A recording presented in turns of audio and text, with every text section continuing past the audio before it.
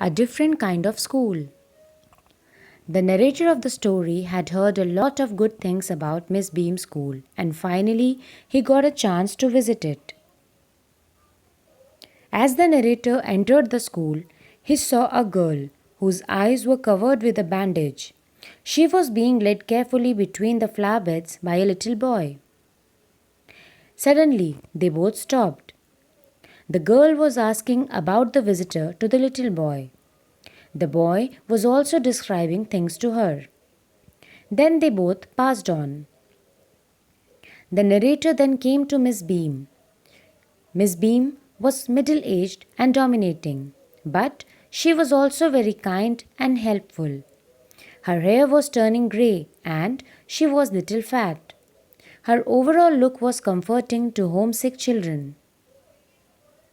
Miss Beam was known for using simple teaching methods in a perfect way.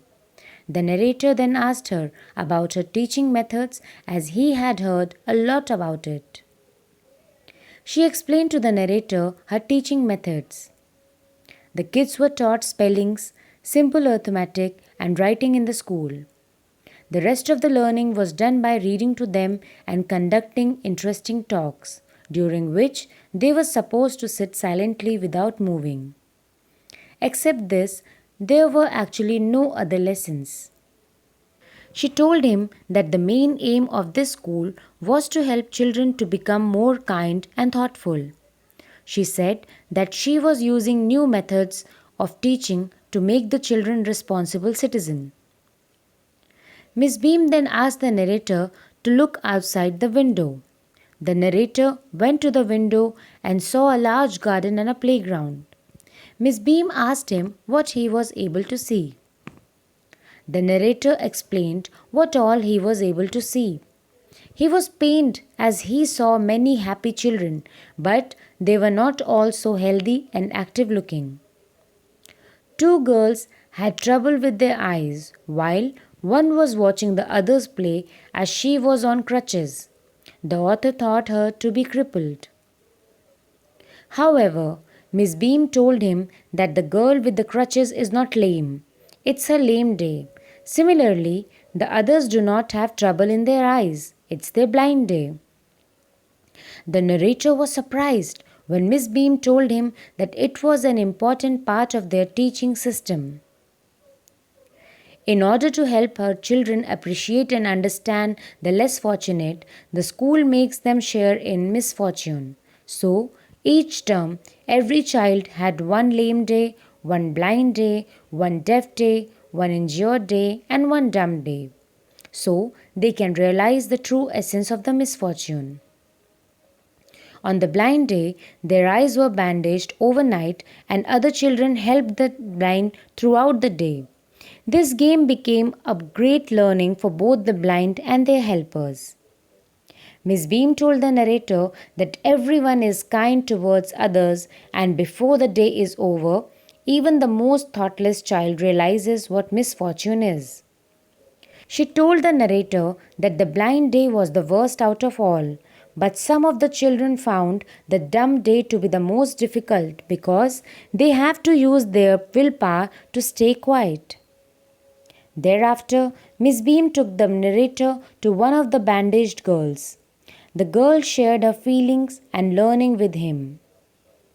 The narrator asked the girl if she ever peeps. The girl denied and called it cheating. She started telling how awful it feels to be blind and how much she fears of a mishap from nearby object. She felt relieved only while sitting.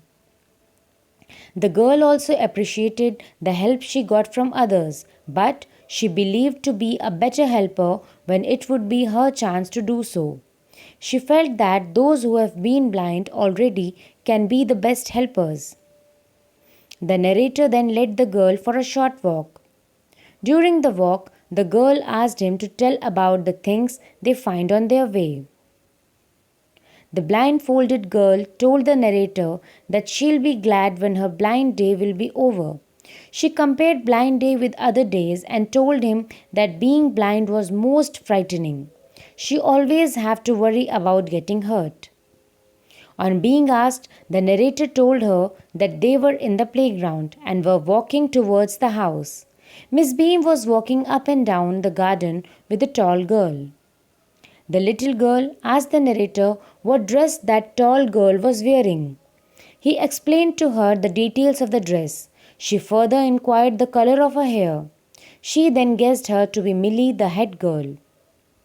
The narrator then told her that an old man was tying up roses. She responded that he was Peter, 100-year-old gardener. Then a girl with red curly hair on crutches crossed. She told that she was Anita. As they walked ahead, the narrator realized that he became 10 times more thoughtful and sensitive towards the issues of disability. He also realized that describing things and people to someone else made them more interesting. The narrator did not want to leave the place, but he had to go. The narrator told to Miss Beam that he was sorry to leave. Miss Beam proudly said that the system of her school was so special and unique that all the visitors feel so. This lesson teaches us that how doing simple things can make learning more interesting and easier. Learning while doing is the best way to learn different things. This chapter also tells us that other than learning routine things, we need to make ourselves aware and concerned about our environment and its problems. Only then we can become a responsible citizen.